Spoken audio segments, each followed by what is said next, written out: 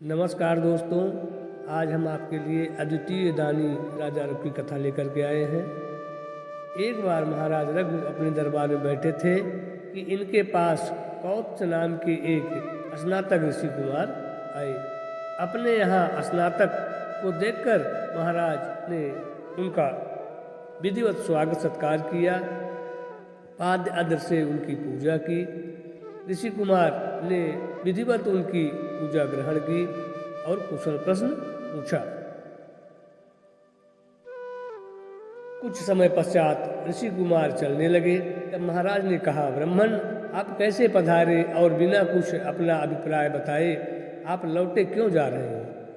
ऋषि कुमार ने कहा, राजन, मैंने आपके दान की ख्याति सुनी है, आप अद्वितीय दानी हैं। मैं एक प्रयोजन से आपके पास आया था, किंतु मैंने सुना है कि आपने यज्ञ में अपना समस्त वैभव दान कर दिया है। यहाँ आकर मैंने प्रत्यक्ष देखा कि आपके पास अर्घ देने के लिए भी कोई धातु का पात्र नहीं है और आपने मुझे मिट्टी के पात्र से अर्घ दिया है, अतः मैं आपसे कुछ नहीं कहता। राजा ने कहा, नहीं ब्राह्मण, आप मुझे अपना अभिप्राय बताइए, मैं यथासंभव उसे पूरा करने की चेष्टा करूंगा।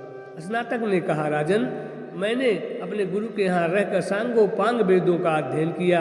अध्ययन के पश्चात मैंने गुरु जी से गुरु दक्षिणा के लिए प्रार्थना की।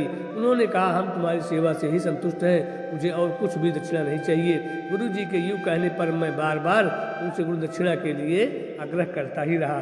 तब अंत में उन्होंने झल्ला कर कहा, अच्छा तो 14 लाख स्वर्ण मुद्राएं लाकर हमें दो, मैं इसीलिए आपके पास आया था।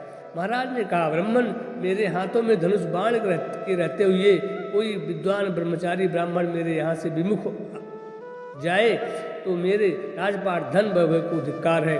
आप बैठिए, मैं कुबेर लोक पर चढ़ाई करके उनके यहाँ से धन लाकर आपको दूंगा। महाराज ने सेना सुसज्जित होने की आज्ञा दी।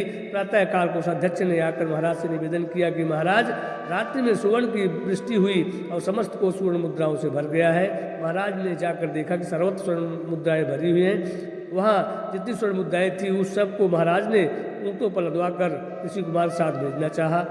ऋषि कुमार ने देखा वह मुद्राएं तो नियत संख्या से बहुत अधिक हैं। तब उन्होंने राजा से कहा, महाराज, मुझे तो केवल 14 लाख ही चाहिए, इतनी मुद्राओं का मैं क्या करूँगा, मुझे तो केवल काम भर के लिए ही चाहिए।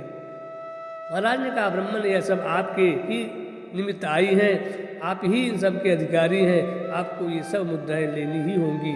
आपके निमित्त आए हुए द्रव्य को भला मैं कैसे रख सकता हूँ?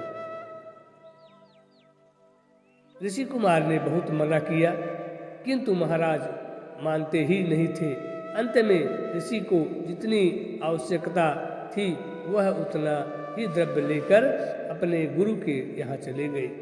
शेष जो धन बचा वह सब ब्राह्मणों को दे दिया गया। भला ऐसा दाता पृथ्वी पर कौन हो सकता है जो इस प्रकार याचकों के मनोरथ को पूर्ण करे। जय श्री राधे, जय श्री सीताराम।